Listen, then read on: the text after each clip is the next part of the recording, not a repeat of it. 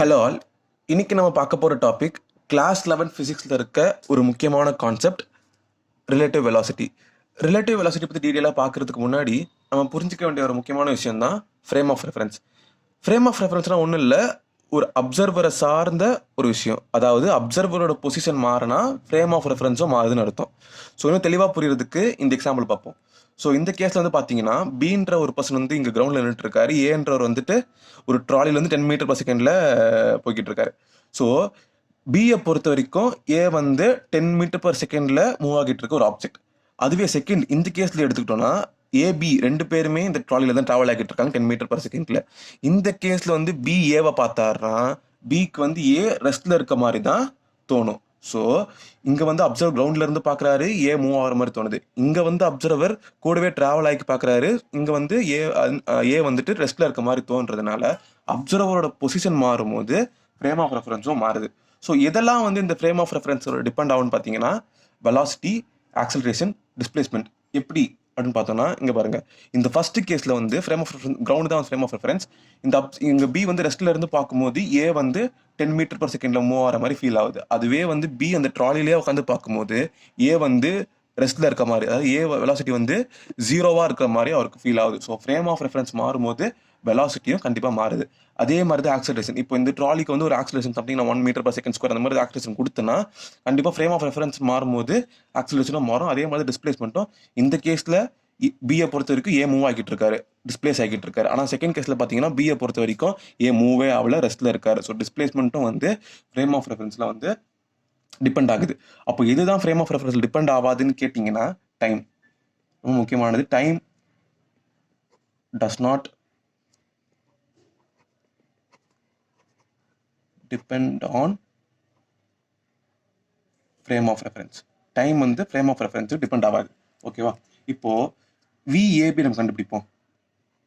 விஏபினா ஒன்றும் இல்லை, velocity of A as seen by b. Velocity of A as seen by b அது வந்துட்டு formula என்னன்னா VA bar minus VB bar. VA bar எவ்வளோ? VA velocity எவ்வளோ? 10 metre per second. இது வந்து இந்த ஃபர்ஸ்ட் கேஸ்க்கு போட்டுட்டு இருக்கோம் 10 metre per second minus VB velocity வந்து பி பர்சன் வந்து ரெஸ்ட்ல தான் இருக்காரு. ஸோ வெலாசிட்டி ஆஃப் பி வந்து 0. So 10 metre per second. அதாவது இந்த கேஸில் பியை பொறுத்த வரைக்கும் ஏ வந்து 10 மீட்டர் பர் செகண்ட்ல போய்கிட்டு இருக்காரு. விஏபினா velocity of A as seen by b. Velocity of A as seen by b. A பியை பொறுத்த வரைக்கும் ஏ வந்து 10 மீட்டர் பர் செகண்ட்ல போயிட்டு இருக்காருன்னு கண்டுபிடிச்சோம். அதுவும் இந்த கேஸில் பாருங்க, இதில் விஏபி கண்டுபிடிச்சோன்னா அதே மாதிரி VA minus VB equal to இதில் ரெண்டு பேருமே 10 metre per second with respect ground வந்து இது எல்லா வெலாசிட்டியுமே நம்ம வித் ரெஸ்பெக்ட் கிரவுண்ட் தான் எடுக்கணும். அது VA with respect ground, VB with respect ground. இதுலேயே வந்து VA with respect ground, VB with respect ground. இதில் வந்து ரெண்டு பேருமே with respect ground 10 metre per செகண்ட்ல மூவ் ஆகிட்டு இருக்காங்க ஒரே வெலாசிட்டியில். அப்போ இங்கே வந்துட்டு ரெண்டுமே same velocity 10 minus 10 equal to 0 meter per second. இதனால தான் வந்து பிக்கு வந்து ஏ ரெஸ்ட்ல இருக்க மாதிரி வந்துட்டு ஃபீல் ஆகுது. மற்ற ப்ராப்ளம்ஸ்லாம் சால்வ் பண்ணுற மாதிரி இந்த கன்வென்ஷன், சைன் கன்வென்ஷன் எல்லாம் ஞாபகம் வச்சுக்கோங்க. பாசிட்டிவ் எக்ஸ்ட்ரா டைரக்ஷனில் ஒரு ஆப்ஜெக்ட் ட்ராவல் ஆகுதுன்னா அந்த வெலாசிட்டி அதோட டிஸ்பிளேஸ்மெண்ட் எல்லாமே நம்ம பாசிட்டிவ்னு எடுத்துப்போம். அதே நெகட்டிவ் எக்ஸ் டைரக்ஷனில் ட்ராவல் ஆச்சுன்னா நெகட்டிவ்னு எடுத்துப்போம். இந்த கன்வென்ஷன் ஞாபகம் வச்சுக்கோங்க. ஸோ இது ஞாபகம் வச்சு நம்ம அடுத்த ப்ராப்ளம் போவோம். இந்த ப்ராப்ளம் பார்த்து 2 பர்சன் இருக்காங்க பி ஏன்ட்டு. ஸோ வந்து பி வந்து பாசிட்டிவ் டைரக்ஷனில் வந்து 20 மீட்டர் பர் செகண்ட்ல மூவ் ஆகிட்டு இருக்காரு. ஏ வந்து அதே பாசிட்டிவ் டைரக்ஷனில் 10 மீட்டர் பர் செகண்ட்ல மூவ் ஆகிட்டு இருக்காரு. இதில் வந்து velocity of A as seen by b. Velocity of A as seen by b கண்டுபிடிச்சோன்னா விஏ மைனஸ் விபி. விஏ எவ்வளோ? பாசிட்டிவ் டைரக்ஷனில் தான் இருக்குது. ஸோ 10 மைனஸ் விபி எவ்வளோ? 20 is equal to minus 10 metre per second. நல்லா கவனிங்க, ஏ வந்து இந்த டைரக்ஷனில் 10 மீட்டர் பர் செகண்ட்ல ஓடிக்கிட்டு இருக்காரு, பி வந்து 20 மீட்டர் செகண்ட்ல ஓடுறாரு. ஸோ இது வந்து என்னது? Velocity of A as seen by b. Velocity of A as seen by b. இந்த பர்சன் பி வந்து பார்த்துக்கிட்டு இருக்காரு, ஏ பார்த்துக்கிட்டு இருக்காரு. ஏவை பார்க்கும்போது இவர் அதிகமான ஸ்பீடில் போயிட்டு இருக்கிறதுனால டைம் ஆக ஆக ரெண்டு பேருக்கு நடுவில் டிஸ்டன்ஸ் கம்மியாயிட்டே தானே போகும். ரெண்டு பேருக்கு நடுவில் டிஸ்டன்ஸ் கண்டிப்பாக கம்மியாயிட்டே போகும். ஸோ பி இடத்துல இருந்து பார்க்கும்போது ஏ இந்த பக்கம் மூவ் ஆகிற மாதிரி பிக்கு தோணும். கிட்ட கிட்ட வர மாதிரி இருக்கிறதுனால ஏ வந்து இந்த பக்கத்தில் மூவ் ஆகிற மாதிரி பிக்கு தோணும். ஸோ அதனால தான் வந்து ஆன்சர் வந்து -10 மீட்டர் பர் செகண்ட் இருக்குது. பியில் இடத்துல இருந்து பார்க்கும்போது ஏ வந்து இந்த டைரக்ஷனில் 10 மீட்டர் பர் செகண்டில் மூவ் ஆகிற மாதிரி ஃபீல் ஆகும். ஓகேங்களா? அதே மாதிரி செகண்ட் கேஸில் வந்து நம்ம விபிஏ கண்டுபிடிச்சோன்னா விபி என்ன வரும்? Velocity of B minus velocity of A. இது எல்லாமே வித் ரெஸ்பெக்ட் டு கிரவுண்டு தான். Velocity of B with respect to ground எவ்வளோ? 20 minus velocity of A with respect to ground வந்து 10 equal to 10 metre per second. இப்போ வந்து நம்ம இப்போ first நம்ம பி இடத்துல இருந்து பார்த்த மாதிரி இப்போ ஏ இடத்துல இருந்து பார்க்கணும். ஏ இடத்துல இருந்து பார்த்தோம்னா டிஸ்டன்ஸ் கம்மியாயிட்டே வரதுனால பி வந்து இந்த டைரக்ஷனில் மூவ் ஆகிற மாதிரி ஃபீல் ஆகும். பி வந்து இந்த டைரக்ஷன் ரைட் சைடில் மூவ் ஆகிற மாதிரி ஃபீல் ஆகிறதுனால நம்மளுக்கு வந்து ஆன்சர் வந்து பாசிட்டிவாக வருது. இந்த கேஸ் ஃபர்ஸ்ட் கேஸில் வந்து நெகட்டிவாக வருது. ஸோ அடுத்து இன்னொரு ப்ராப்ளம் எடுத்துப்போம். இங்கே 2 ட்ரெயின் இருக்கு, பி ஏ 2 ட்ரெயின் இருக்கு. ஏ ட்ரெயின் வந்து நெகட்டிவ் டைரக்ஷனில் வந்துட்டு 30 மீட்டர் பர் செகண்டில் போயிட்டு இருக்கு. பி ட்ரெயின் வந்து பாசிட்டிவ் டைரக்ஷனில் 10 மீட்டர் பர் செகண்டில் போயிட்டு இருக்கு. ஸோ இதில் வந்து ஃபர்ஸ்ட் நம்ம விஏபி கண்டுபிடிச்சோன்னு வச்சுக்கோங்க. Velocity of A minus velocity of B. Velocity of A எவ்வளோ? 30 மீட்டர் பர் செகண்ட் தான், ஆனால் நெகட்டிவ் எக்ஸ் டைரக்ஷனில். ஸோ -30 எடுத்துக்கணும். -30 மைனஸ் வெலாசிட்டி ஆஃப் பி வந்து பாசிட்டிவ் எக்ஸ் டைரக்ஷனில் வந்து 10 metre per second is equal to -40 meter per second. So velocity of A as seen by B. B வந்து velocity ஏவை பார்க்கும்போது ஏ வந்து 30 மீட்டர் பர் செகண்ட்ல இந்த டைரக்ஷனில் வந்தாலுமே opposite direction B 10 metre per செகண்டில் வரதுனால இந்த 10 மீட்டர் பர் செகண்டும் பி ஏக்கு ஆட் ஆகி 40 மீட்டர் பர் செகண்டில் வர மாதிரி பிக்கு தோணும். கரெக்டுங்களா? இப்போ இது இன்னும் சிம்பிளாக புரிஞ்சுக்கணும்னா, சப்போஸ் இப்போ பி தான் அப்சர்வ் பண்ணுறதுனால ஏ வந்து நம்ம பி ரெஸ்ட்ல இருக்காருன்னு எடுத்துக்கிறோம். பி வந்து ரெஸ்ட்ல இருக்காருன்னு எடுத்துக்கிறோம். பி ரெஸ்ட்ல இருக்காருன்னு எடுத்துக்கணும்னா நம்ம அதுக்கு என்ன பண்ணணும்? இந்த டைரக்ஷன்ல இருக்க பியோட வெலாசிட்டியை ஆப்போசிட் டைரக்ஷன்ல ஏக்கு கொடுத்துடணும். ஆப்போசிட் டைரக்ஷன்ல ஏக்கு கொடுத்துடணும். அப்போ ஏவோட நெட் வெலாசிட்டி எவ்வளோ இருக்கும்? இந்த கேஸ்ல இங்கே பாருங்க, இந்த ரெண்டு சேம் டைரக்ஷன்ல நெகட்டிவ் டைரக்ஷன்ல 30 மீட்டர் பர் செகண்ட் ஒன்று இருக்கு, 10 மீட்டர் பர் செகண்ட் இருக்கு. So -40 meter per second. அதே ஆன்சர் தான் இங்கே கிடைச்சது. ஸோ ரெண்டு ஒரே ஆன்சர் தான்.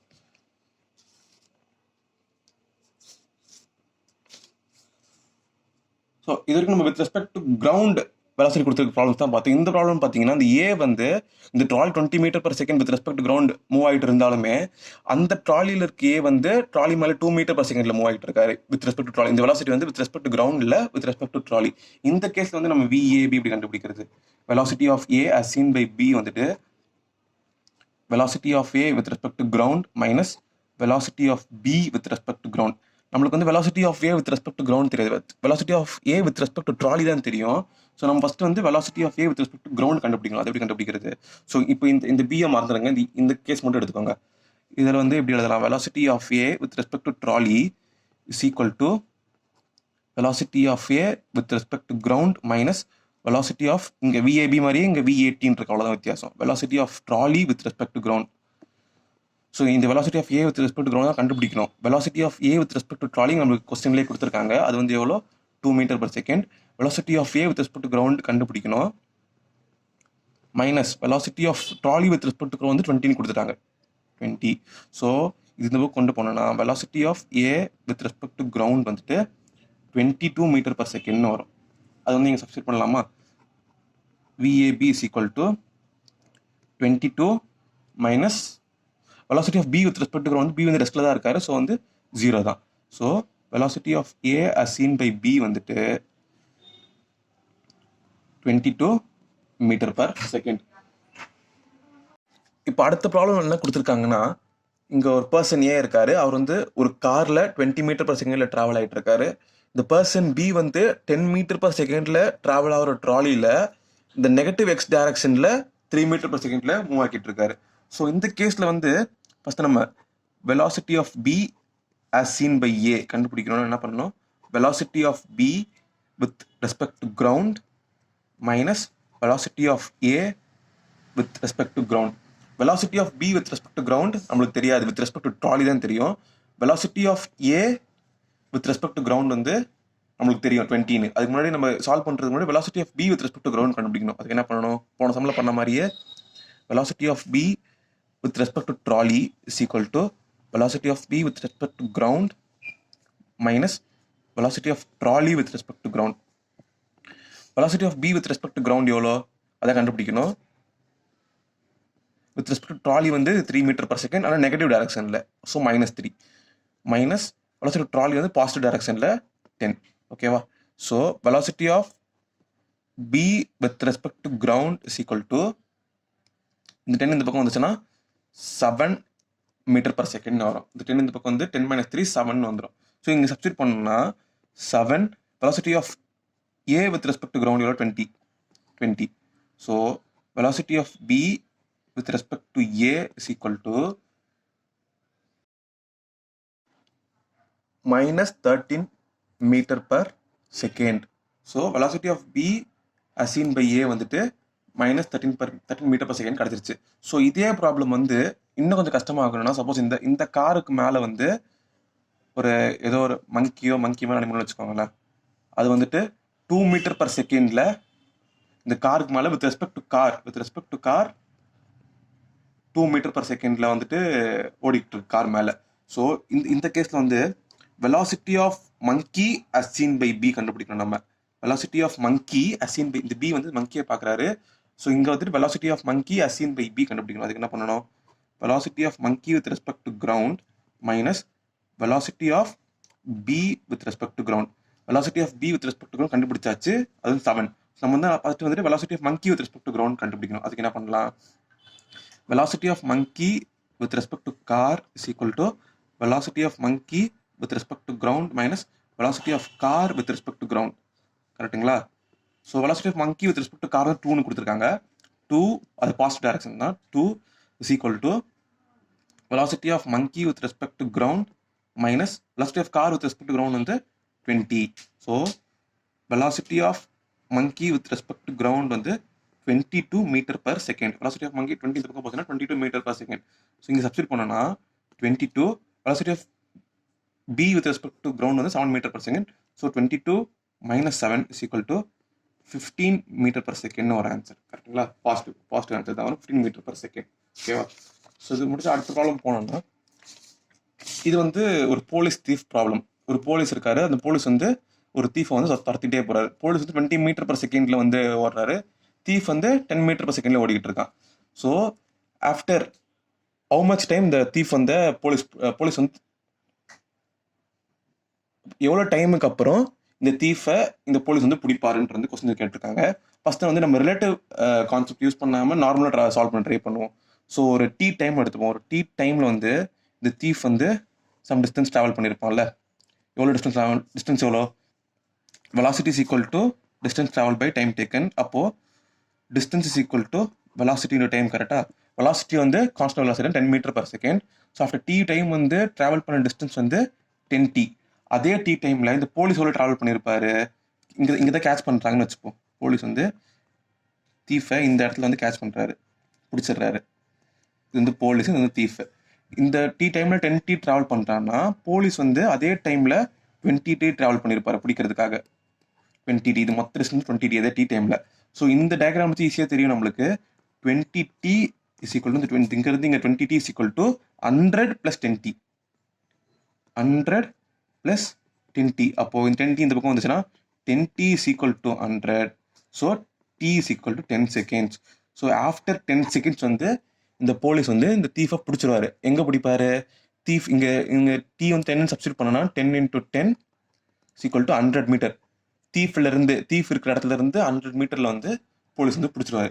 இப்போ இதே கொஸ்டின் வந்து ரிலேட்டிவ் வெலாசிட்டி கான்செப்ட் வச்சு நம்ம எப்படி சால்வ் பண்ணுறதுன்னு பார்த்தோன்னா, ஃபர்ஸ்ட் அதுக்கு நம்ம முக்கியமாக ஞாபகம் வச்சுக்கிட்டது என்ன, நம்ம அங்கே ஃபர்ஸ்ட் பேஜ்லேயே பார்த்தோம் இந்த மாதிரி டிஸ்டன்ஸ் வந்து டிபெண்ட்ஸ் ஆன் ஃப்ரேம் ஆஃப் ரெஃபரன்ஸ்னு. ஆனால் relative distance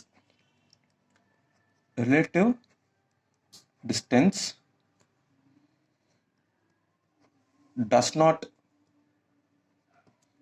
depend on frame of reference.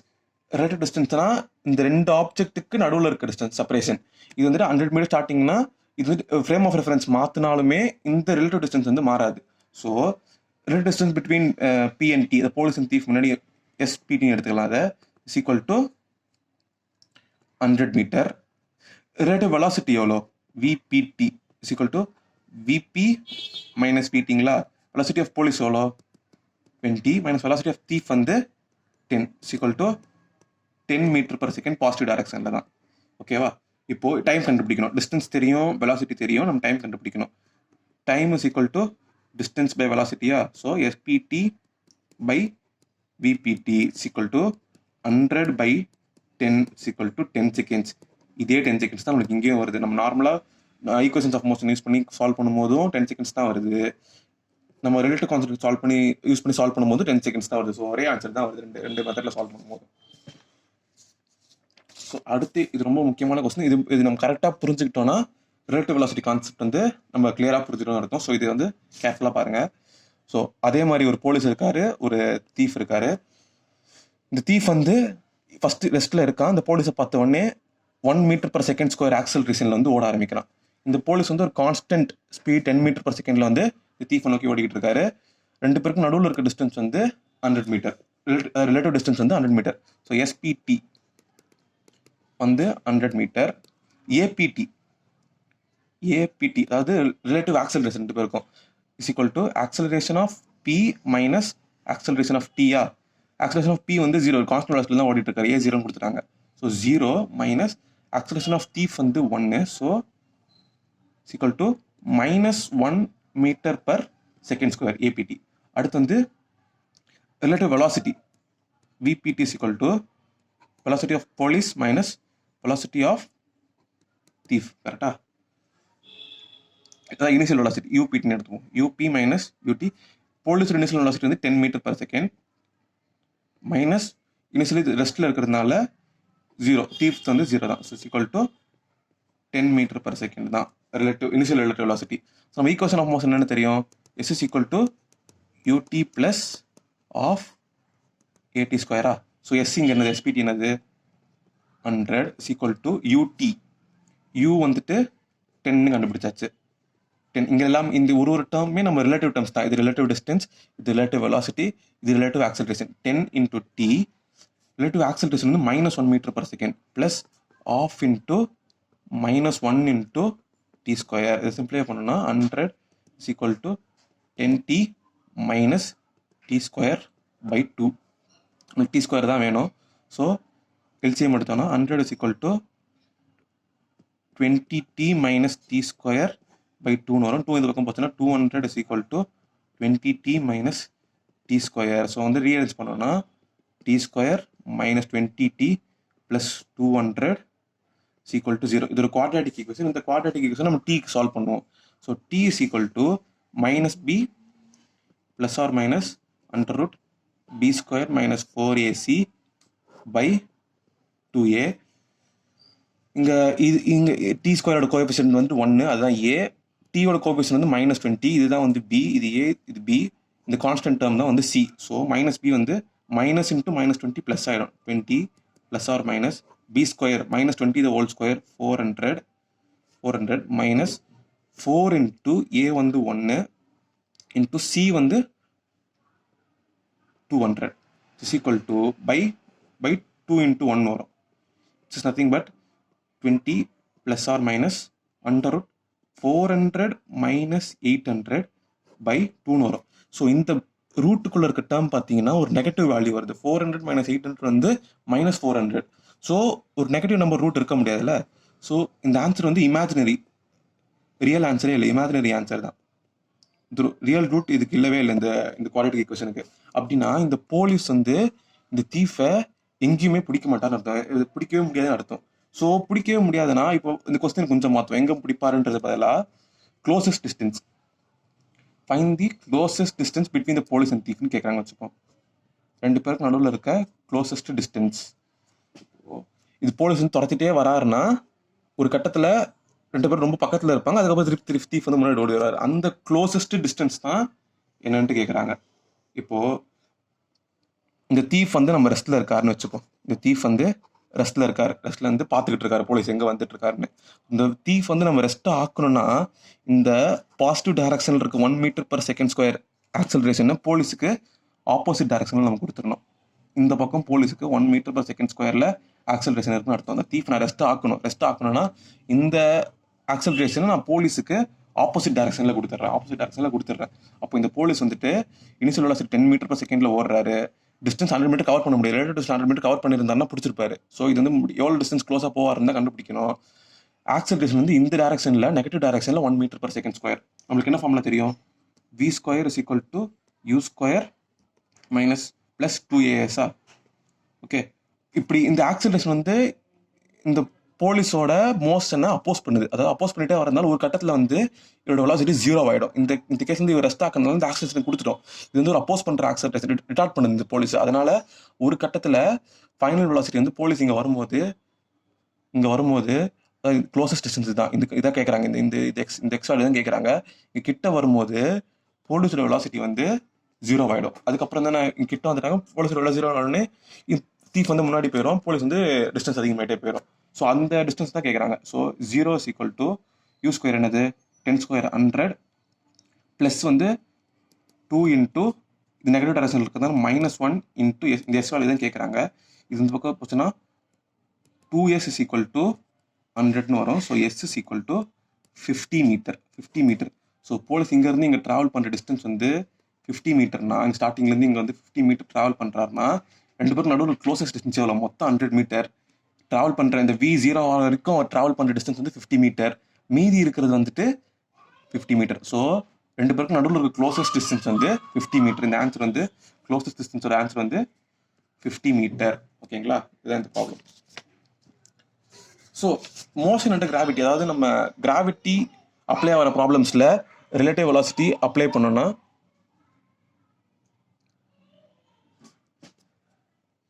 Gravity apply ஆகிற ப்ராப்ளமில் நம்ம ரிலேட்டிவ் வெலாசிட்டி அப்ளை பண்ணோன்னா எப்படி பண்ணுறதுன்னு பார்ப்போம்.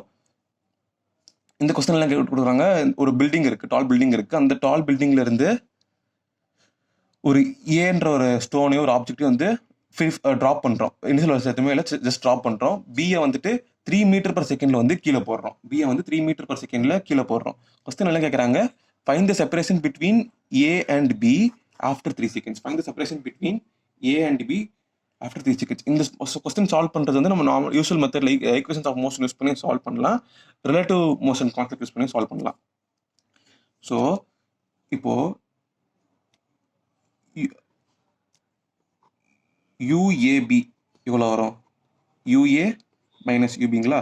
ஸோ UA வந்து 0 மைனஸ் UB வந்து -0 எடுத்துக்கலாம். ஏன்னா வந்துட்டு கீழ் டைரக்ஷன்னா நெகட்டிவ், மேல் டைரக்ஷனில் இருக்கிற எல்லாமே positive.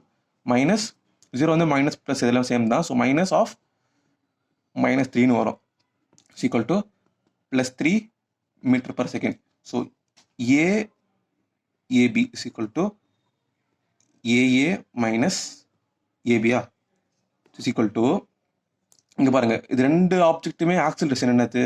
A is equal to -g. Acceleration due gravity தான் இந்த ரெண்டு ஸ்டோனுக்குமே ஆக்சலரேஷன். அது எப்பவுமே டவுன்வர்ட்ஸில் ஆக்ட் ஆகிறதுனால சைன் வந்து -g. So -g minus of minus into -g. So இது -g + g ஆகிடுமா, is equal to 0. So relative acceleration வந்து இந்த கேஸில் 0. இப்போ ஃபைண்ட் த செப்பரேஷன் தான் கேட்குறாங்க. ஆஃப்டர் 3 செகண்ட்ஸ், டைம் 3 செகண்ட்ஸ் கொடுத்துட்டாங்க. So velocity is equal to distance traveled by time taken. So distance தான் நம்ம கேட்குறாங்க. distance is equal to velocity into time. velocity வந்து நம்ம இருந்தது ரிலேட்டிவ் நம்ம கண்டுபிடிச்சோம். ரிலேட்டிவ் வந்துட்டு ரிலேட்டிவ் velocity 3 கண்டுபிடிச்சிட்டோம். ஸோ 3 இன்ட்டு டைம் வந்து 3 seconds is equal to 9 meter. இந்த ரெண்டுத்துக்கும் நடுவில் 3 செகண்ட்ஸுக்கு அப்புறம் 9 மீட்டர் செப்பரேஷன் இருக்கும். இது கொஞ்சம் ஃபாஸ்ட்டாக சீக்கிரமாக கீழே போயிடும். இது மெதுவாக வரதுனால 3 செகண்ட்ஸுக்கு அப்புறம் இந்த ரெண்டுத்துக்கும் நடுவில் வந்துட்டு 9 மீட்டர் செப்பரேஷன் இருக்கும். அடுத்து இந்த கொஸ்டினில் பார்த்தீங்கன்னா என்ன கேட்குறாங்கன்னா, when and where these 2 balls will meetன்னு கேட்குறாங்க. அதாவது ஒரு பாலை வந்து 16 மீட்டர் per செகண்டில் மேலே போடுறோம், இன்னொரு பால் வந்து 2 மீட்டர் per செகண்டில் மேலே இருந்து கீழே ட்ராப் பண்ணுறோம். இந்த பில்டிங்கோட ஹைட் வந்துட்டு 36 மீட்டர்னு கொடுத்துட்டாங்க. ஸோ ஃபஸ்ட்டு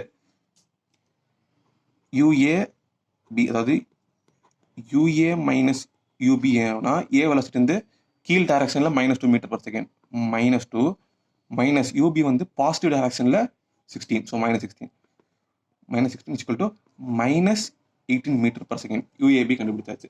அடுத்து ரிலேட்டிவ் ஆக்சலரேஷன் இந்த கேஸ்லையுமே 0 தான் வரும். ஏன் 0னா, இதுக்கும் ஆக்சலரேஷன் வந்து டவுன்வர்ட் டைரக்ஷனில் தான் ஆக்ட் ஆகும். இந்த ஏ பாலுக்கும் ஆக்சலரேஷன் டியூ டு கிராவிட்டி எப்போவுமே கீழ் டைரக்ஷனில் தான் ஆக்ட் ஆகுன்றதுனால இதுலேயும் A is equal to -g தான், இதுலேயும் A is equal to minus G. ரெண்டு கேஸ்லையும் ஏ வந்துட்டு சேமாக இருக்கிறதுனால சப்ராக்ட் பண்ணும்போது 0 ஆகிடும். ரிலேட்டிவ் ஆக்சிலரேஷன் இந்த கேஸ்லையுமே 0 தான். ஸோ என்ன கேட்குறாங்க, when and where these two balls will மீட்னு கேட்குறாங்க. ரிலேட்டிவ் ஆக்சிலரேஷன் இந்த கேஸ்லையுமே 0 தான். ஸோ இந்த கேஸில் ரிலேட்டிவ் டிஸ்டன்ஸ், இது ரெண்டுத்துக்கு ரிலேட்டிவ் டிஸ்டன்ஸ் எவ்வளோ, SAB is equal to -36 meter. நான் வந்து மேலேருந்து எடுக்கிறதுனால டிஸ்டன்ஸ் கீழே டைரக்ஷனில் இருக்கிறதுனால -36 meter. So velocity is equal to distance travel by time taken.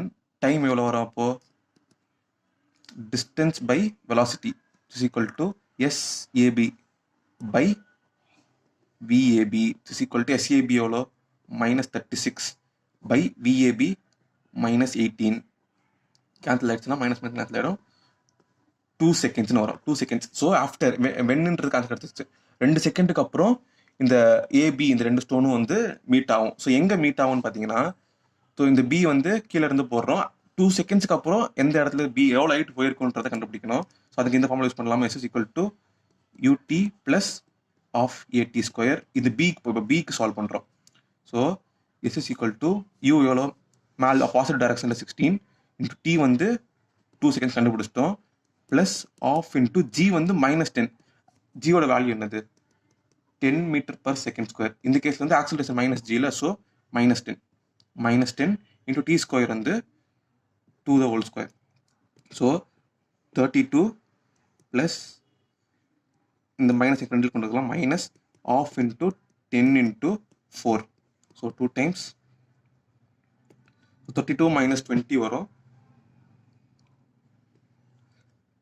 12 metre. அதாவது இங்கே கீழே இருந்து 2 செகண்ட்ஸில் பி வந்து 12 மீட்டர் ட்ராவல் ஆயிருக்கும். அப்போது மேலேருந்து ஏ வந்து எவ்வளோ, இங்கே தான் மீட் ஆகுது, ஏ எவ்வளோ ட்ராவல் ஆயிருக்கும், 36 12 போயிடுச்சுன்னா மீது 24 மீட்டர்.